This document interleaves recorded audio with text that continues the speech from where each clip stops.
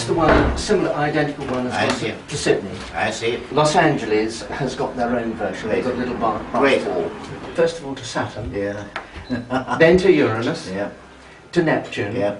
And then we'll come round to a viewpoint just here. I see. Where we can look back to the recreation. I see. Very good. This is a model at Los Angeles. Please visit Otford, England. Yes, I see.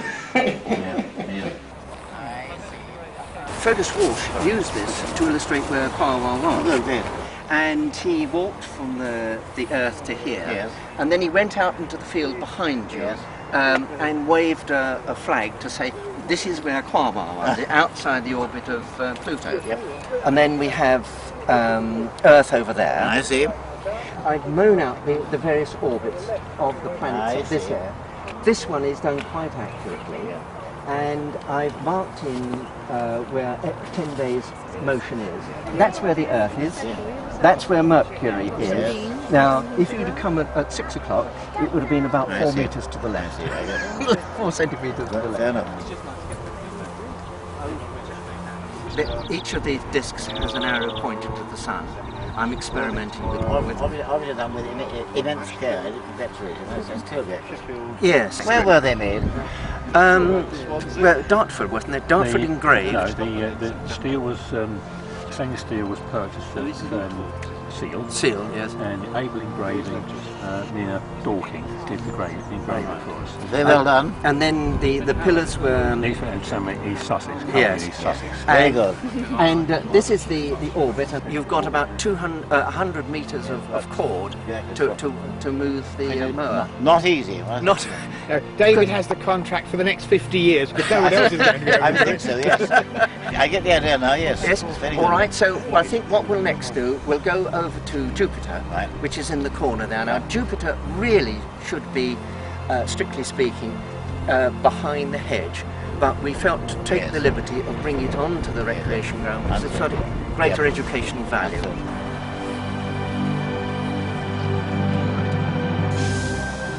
View of Jupiter as seen from Earth, rather than from the top, because I think people sort of recognise that.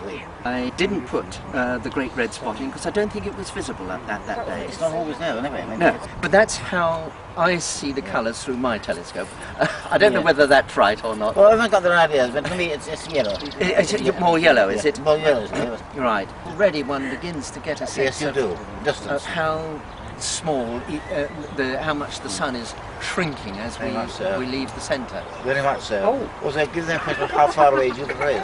Yes. You have tendency, Jupiter is just beyond Mars, isn't it? Right, yes, it's a long way. On a map, do you think of Australia and New Zealand? That's right.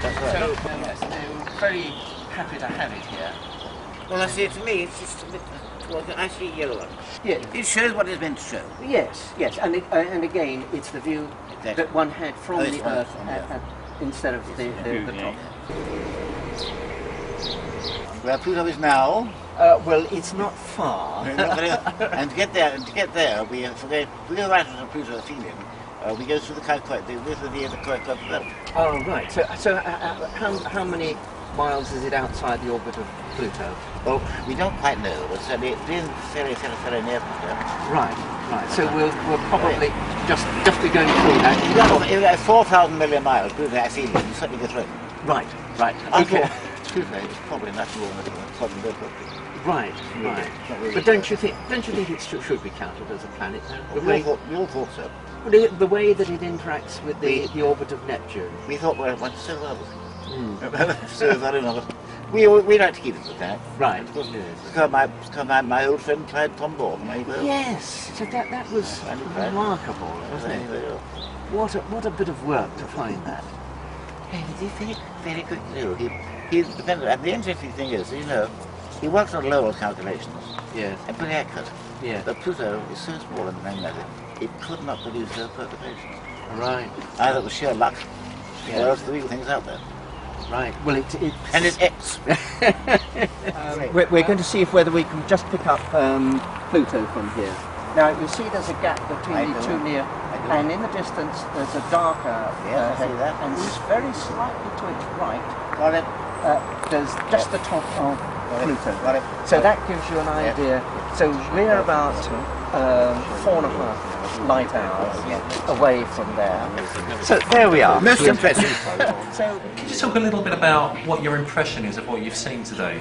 I think it's very good indeed. It sets out to show the vast scale of the solar system, and it's done that very well. So I think it's a very, very educational thing, and most impressive.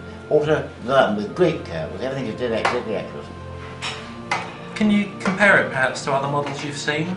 I haven't seen one as good as this, frankly. I doubt if there was one, certainly not in England. I don't think so. It brings home, I think, how small the Earth really is, and how lucky we are to be in this particular position. After all, see our Earth there in the recreation field, go right out to Jupiter and Saturn, right out to Neptune. It does show how insignificant we are, and people don't really realise that. Well, we begin with the Sun in the recreation ground, and everything is to scale here. Begin with the Sun, and there we have the orbits of the 4 inner planets, Mercury, Venus, our own planet Mars. Then, right at the edge of the ground, becomes Jupiter. It shows how far away Jupiter is. And then Saturn must be further out still, so we can't in the recreation ground. You know, have that get into the car then, go up the surgery. And then the last 2 journeys, Uranus and Neptune, they take some time. And you realise the vast scale of the solar system, which so many people don't appreciate. I think it's very impressive. And I do congratulate those who've done it. Most unusual, we use great credit to the area, and great credit to those who designed and built it, because they are a lot of doing. Thanks ever so much. Thank you, Patrick. Very much appreciate your time. I'm using all the ship's gone. You know, they'll get something recorded.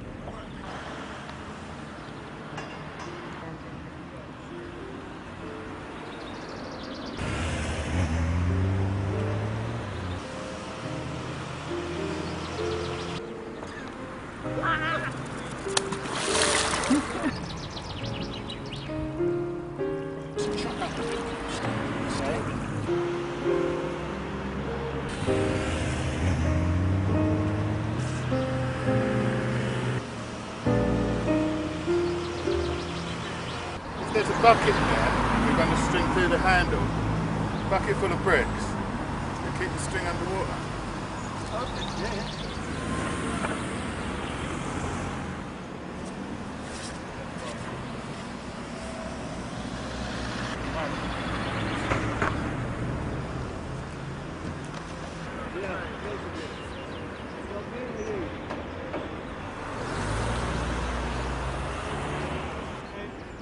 Okay.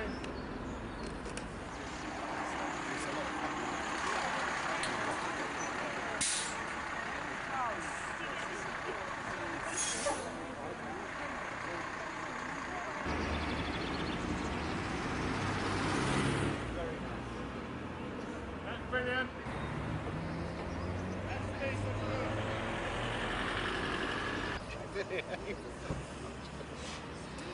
Slower next time. No problem.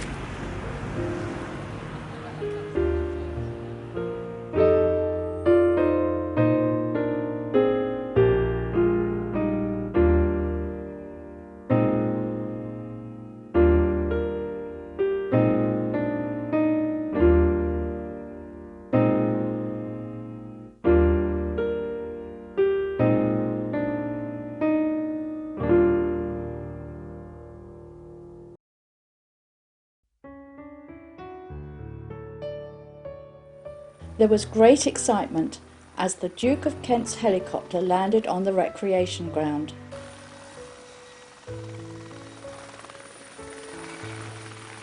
His father had visited Otford 70 years before, in 1936. The present Duke was fulfilling a promise he made to unveil a plaque in the Otford Library, commemorating its 25 years of service to the community in 2005. Professional. Keep up. With a helicopter, it doesn't take very long. Don't use Elizabeth trees. Another. It's lovely. So we're very, very fortunate. And this time we can and we do the story time for the other official children. There, you know this library. Yes, this one.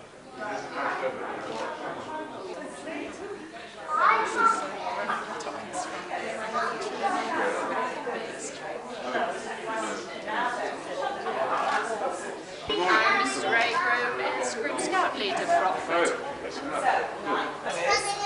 And the frog hopped away. He was hopping mad. Maybe I can see. I don't want to be on the back. Oh, gosh. He's got lots of it. Oh, it has. That was very good. And these. So he said, what if I counted every 3 weeks? Deputy Lieutenant, ladies and gentlemen, it's my great pleasure to welcome you all to Otford Library this morning, and particularly, of course, His Royal Highness. A very good indeed to see you, sir, today. The Kent County Council has embarked on a major modernisation programme for its libraries. We've got 106 libraries in Kent, so this is no mean challenge. But our intention is to provide something what our customers want in a modern surroundings which give a warm welcome to everybody. And if you look round here, you'll see the results of what's been achieved by this sort of work. Otford Library was, I think, 26 years ago it was opened. It had a major modernisation as part of this programme last year, and I think the results are terrific. We've seen already a significant increase in the usage by our existing customers and some new ones. So this is a great day of celebration for Otford Library, and I'd be a great pleasure, sir, in inviting you to pull the cord and It worked this morning. Another call. It doesn't want to get it, but I'm sure you can organise it. Thank you very much. I must say, I think the library looks marvellous. The Duke then made his way to the Heritage Centre, where he met some of the villagers who had been involved in the schoolhouse project.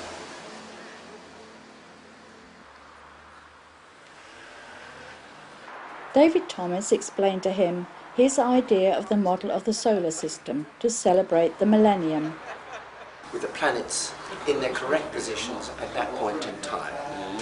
I found that if we were going to make Pluto visible, which is the height of the point on that pin, and put it in the village, we had to use the whole village. This is the model of Sirius, the brightest star in our sky, in Australia, and we've just had confirmation that New Zealand hosts Ross 154, and these together make the largest model that it is possible to put on the planet. Here's the Heritage Centre. Your helicopter is there, the sun is there, and the inner planets are there. And then I'm plotting out where the planets are each year as they go. I calculated that if one made a model of the Milky Way to the same scale, across the Milky Way in a jet plane, it would take you 24 years just to cross the border. And you have markers of some sort for each? Yes, we have pillars like this. Oh, I see. They're half-a-ton concrete pillars out on the ground. Yeah. I hope it'll last for 1,000 years. Wonderful idea.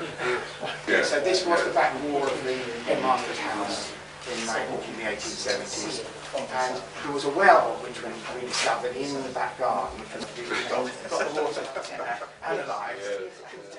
He then spent some time looking at the exhibits and was most interested in the model of the palace. It's a glide which was built by a chap called Elsie Pilcher.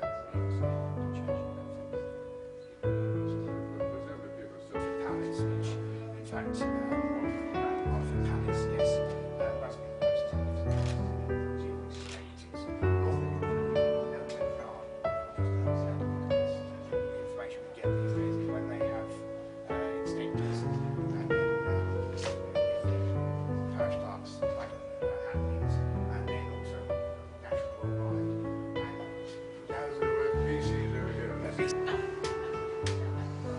Elizabeth Ward presented him with a few mementos. And on behalf of the village, we would like you to receive a memento. Oh, how kind, thank you. You can read all those Thank you very much. bits in your leisure. And then Leslie Mead here, one of our librarians, but also in the Historical Society, found a photograph of your father when he visited 50 years ago. There's a photograph in that booklet, isn't there? Yes, that's right. And so we thought you might... 1936. 36, yes, June 36. 50 years, nearly to the... 70. 70 years. 70 years. Yes, my goodness gracious.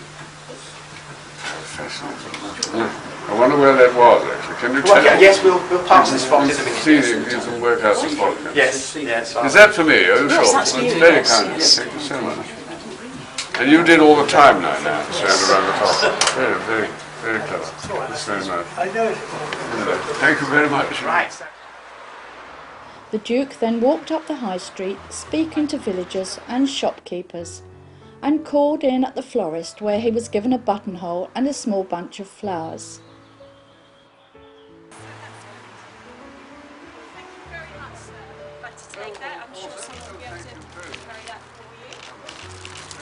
A quick stop at the pond, and then back down the high street, past the Forge restaurant, the position where his father's photograph had been taken, to the mosaic.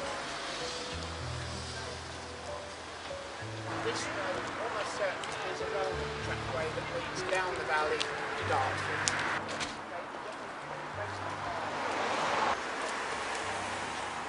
After having the mosaic explained to him, he made his way to the new Eric Dilley Sports Pavilion, where he was first introduced to representatives of the community, sport and the Football Foundation, who were the major funders of the project.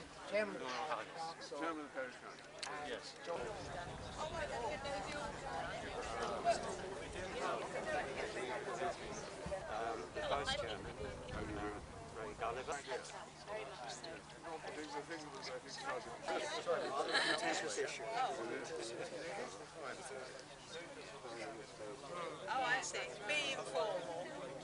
We're just making another line there.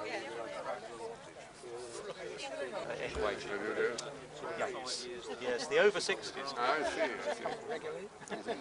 He then unveiled a plaque before entering the pavilion for refreshments. There's cake and tea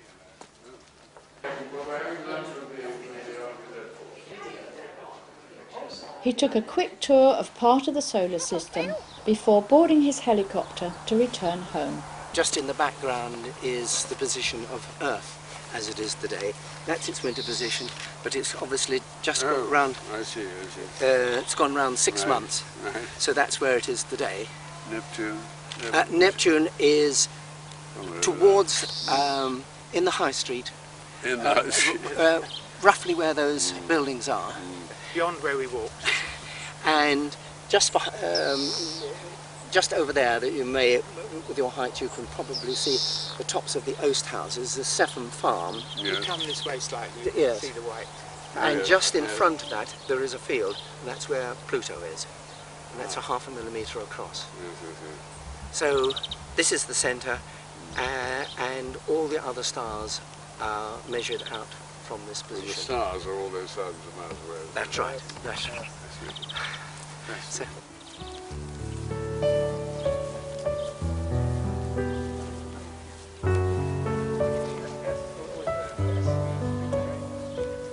Thank you so much. Thank you, Doctor. Goodbye. Thank you. Goodbye. Thank you very much. Goodbye. Thank you for coming. Thank you.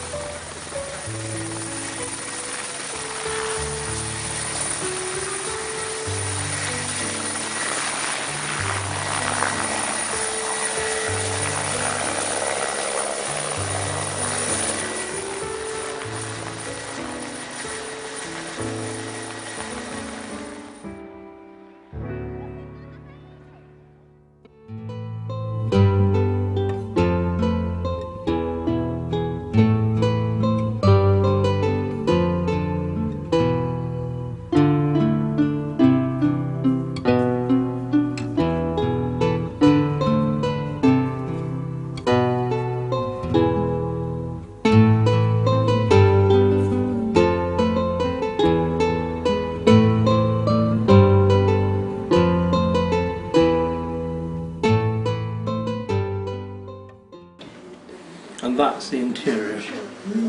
Yes, that's Yes. And what it was like some time ago. Yes, that's the sort of turn of, well, it's 1885 when it's just used as sort of farm buildings, that sort of thing. And that's the little section of the original kind of cloister structure. Yes, that's right, yeah. Some debate as to actually what height it was, but... Yes, because we now think that that was probably 5 stories high, the gatehouse. It's supposed to be more glorious than Hampton Court its day. Bigger. And bigger too, yes. And we built just before Hampton Court too. I think you probably commented before that that middle bit probably wouldn't have been grass. Absolutely not. That it would have been cobbled. Cobbled. As they put back at Hampton Court, yeah. Yes. Excellent. And these are bits and pieces found there, are they? Well, all sorts. This is probably part of the wall.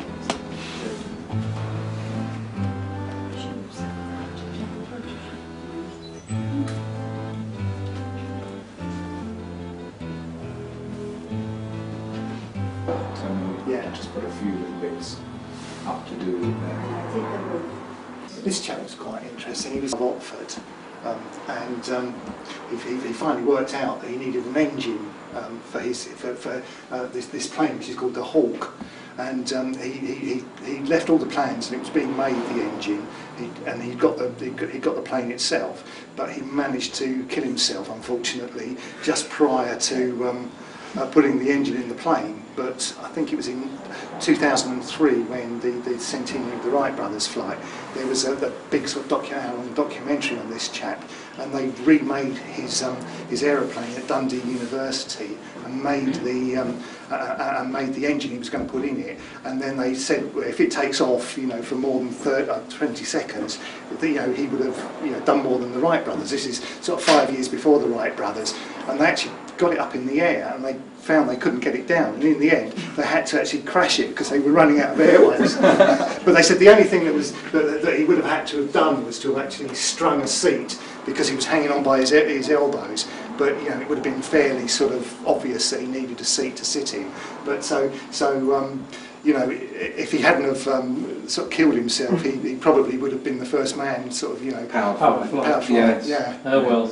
Lots of near misses. Yes, we've got a timeline round here which helps people understand when things happened. Yes, well, as a result of the talk this afternoon, I think you're going to have to alter the whole of the early Henry VIII. It's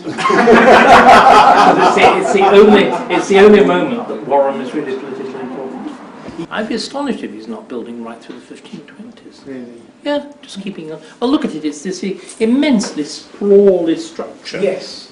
And I think the evidence is very clear that if you look at Wolsey, Hampton Court is never finished. Henry VIII's palaces are never finished. They're being added to and added to and added to, and every sort of little shift of fashion, something else appears. I mean, people again talk about the King's apartments at Hampton Court. You can't identify one because they're constantly being added to. The first lot are at the back of the second court, which are the ones which were originally the huge 3-storey structure at the back of the Great Hall that's created by Wolsey, and of course the fragment of the watching chamber and so on survives for that. But then he creates at least 2 other sets as the reign goes on, and including the whole of what is now Fountain Court, which is effectively rebuilt in the 1540s. And Wolsey's the same. It's adding. I mean, the galleries are nearly always added on. I mean, they are exactly the sort of feature that you think, oh gosh, I put a garden here, I would like a gallery either to take me to it or to overlook it or whatever. And by the time Wolsey's fall, 1529, Again, at the Moor, which is a house that he'd spent an absolute fortune on, he's still building a gallery. Yeah. So as I said, don't have this idea of it's finished. One thing we've recently discovered on the model roof, we've got all the towers the same height, but in fact Ireland, in his history about 1828, actually says that the central gatehouse was 2 stories higher. I think that would be right. I mean, it looks a bit dumpy. It looks dumpy. And so the problem again at Hampton Court is that the inner gatehouse was originally at least 2 stories higher. Than it is today. Yeah, because that's an 18th century rebuild. It's a William Kent rebuild. Right. Thank you very much.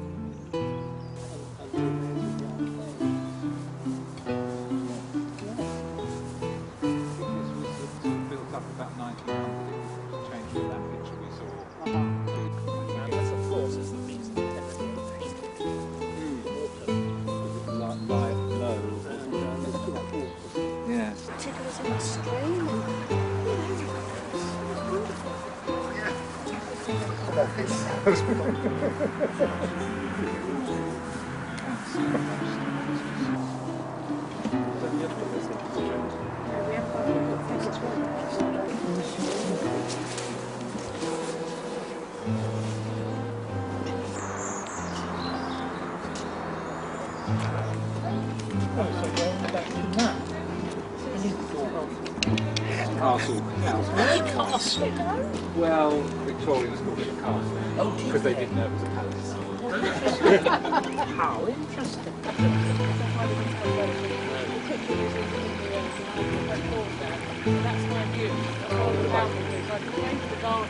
See the well first and then...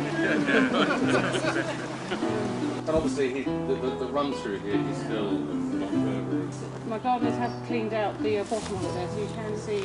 They assume underneath here there's a Roman foundation, but whether it is or not, no one really knows. But this is Beckett's well, this and that bit, you know, and I think the other bits have been sort of added to, but this would have been it. Oh, well that's really, because I was led to believe by the lady from Ancient that this was almost a mirror of that. Yes. And all these banks, I mean, when you did your excavations in 1950, presumably these banks weren't here. French fountain in the middle of the village. Is that right? Is that the way it works? No idea. David, you're looking too for No, I have no idea. No idea. In any case, there's a river. You don't need springs. Well, in terms of the Darren, absolutely. Yeah, you don't need springs.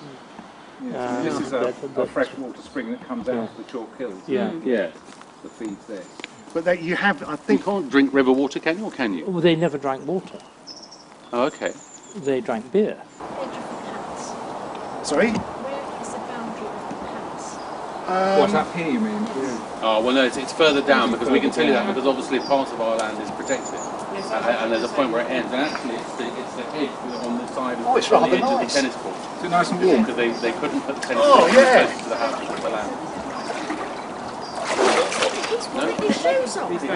And his socks. And his socks. So, are you going to explain how cold that is? Honestly, it isn't cold. Well, I think what Andrew always says to me, it ran at a constant 42 degrees. So. Yeah, it's not too bad at all. Right. I mean, I'd rather do this than go in the sea. Well, fine.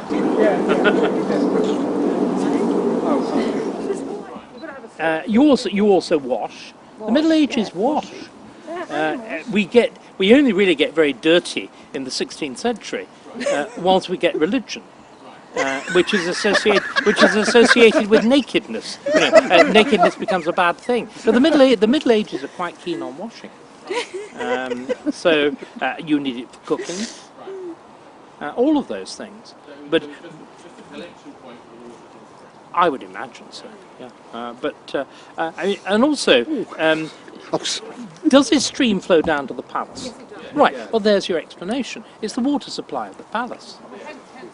Yes, that's what it is. There's no romance. It's the water supply of the palace, and Otford would. I mean, Otford, like Hampton Court, would have had piped water, And bearing in mind how fashionable Warren was, he might well have had hot water in his own private rooms, because you had, I mean, certainly Henry VIII and Wolsey had the facility of hot bathing.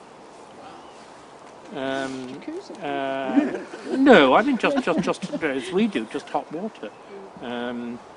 But that's all that's all it will be. It will be the water supply of the palace. So it'll feed the palace kitchens. There'll be a palace laundry, all that sort of thing. So would they actually have come up to this point, or was it just merely there to feed the palace? Well, you'd have fed the palace. There would have been We're pipes. sort of led to believe they came up here and bathed in it. Oh, how ridiculous! I mean, maybe earlier on, but if I imagine, I don't know, a structure like that, I think, can only have been a reservoir. But it's jolly. It's beautifully built. I think. I mean, presume. What do your chaps say? Do they think there's clearly a break in the brickwork, in the stonework? Do they think it was originally as deep as this? Well, there's lots and lots of talk about that, and right. Not, I don't know what. Because that's old stonework going back there, and it's immensely thick. It is. Yeah. I would have thought it's a reservoir. Right. Yeah. So at one point the water levels must have been quite. Would have been high because you want pressure. Which would have been great when they had the trout farms. That's right. Yeah. But I would that you know things like the Charterhouse in London. It took its water supply from Islington, which of course is much higher. So you have heads of water, and and we've been slightly climbing, I think, from the palace. Yeah. So I think that's what it will be. Hence all the pens going down. Yes. You could aerate by the floor. Yes, you could do that. But I would, again, as far as I can see, there's no evidence there's any other ancient structure below that. Well, that wall isn't strong enough to hold up this lot of water anyway. Well, is it? I mean, look in comparison with that there. I did appreciate the irony of that. Yeah. Am I right again, David? Is what Well, it could be partial. Heaven knows what they intended to do. Look at the pictures from 1950 because then all the vegetation was excavated.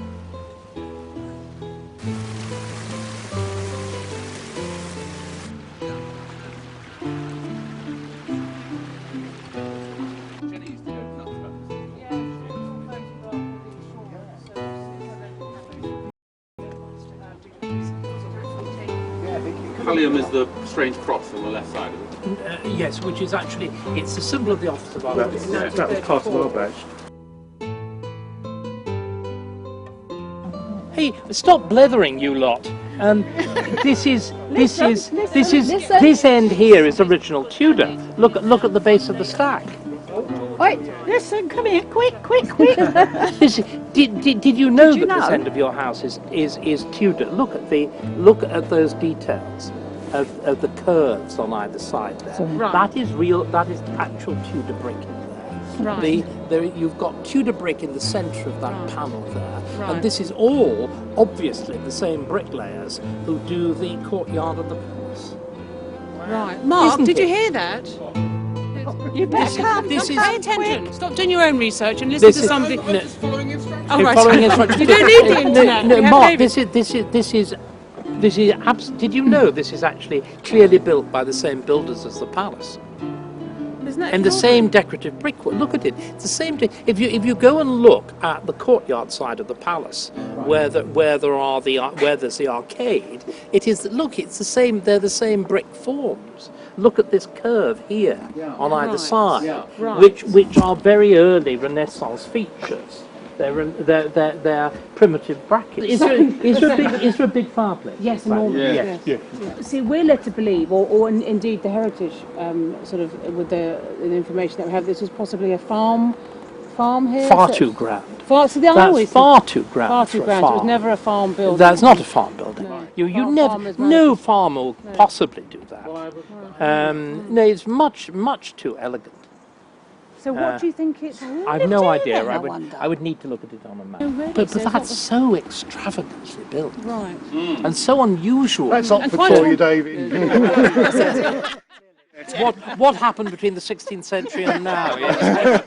What he's saying, they've all We got went down fancy chimneys, haven't they? Damned with fake praise, I think that's yeah. Well, I'm not going to get any bloody... Are we talking Warham or Durham? Warham. Yes, okay. To type in here. You see, Otford Archbishop's Palace. So, coat of arms for Archbishop. Yep, 3 shells. 3 shells. Well done. And 3 shells and a stag's head. What's that? well Is done. that It's exactly, it's Warham. Oh, yes! We've pieced a little history together. This is like one of those things. Well, actually, David, you've hit it on the nail, because actually this is, guess what, 3 shells and a stag's head with the Archbishop's thing on the thing. So there we go, that's Archbishop Durham. Warham. I think this could well. I mean, this is an archiepiscopal property. Maybe it was actually an Archbishop's property. Or maybe it was, actually they just went round and said, I want that property. So maybe they just took possession of it. No. They owned almost all the land right here. But there you are. You see, that's the form that you have there exactly. Yes, precisely. Yes, 3 shells. Yeah. Isn't that brilliant? They've altered the well, I'm so glad I showed it to you. Does this put the value of the property up any? Stop being so middle Put me down. If it does, I get a cut. With a letter from Only David. prepared to put that in writing and sign to it. Canterbury want it back, actually. I know, but that's really interesting. Well, you see, I mean, which all the more reason why we should really look at having it. Is it its original form? The only thing you need to find out would be to look at what the cloth timbering underneath the plaster of the brick is. We are extremely privileged to have him here with us today. He's here now to talk to us about Archbishop Warham, and I know that you will all give him a very warm welcome. Thank you.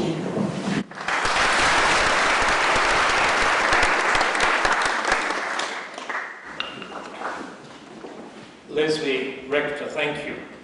The last time I stood in the pulpit, I was a sixth former, and I was playing Thomas Becket in Murder in the Cathedral.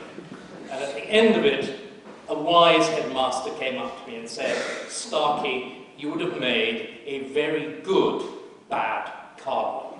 So I regard myself as being extremely well qualified to speak on this subject.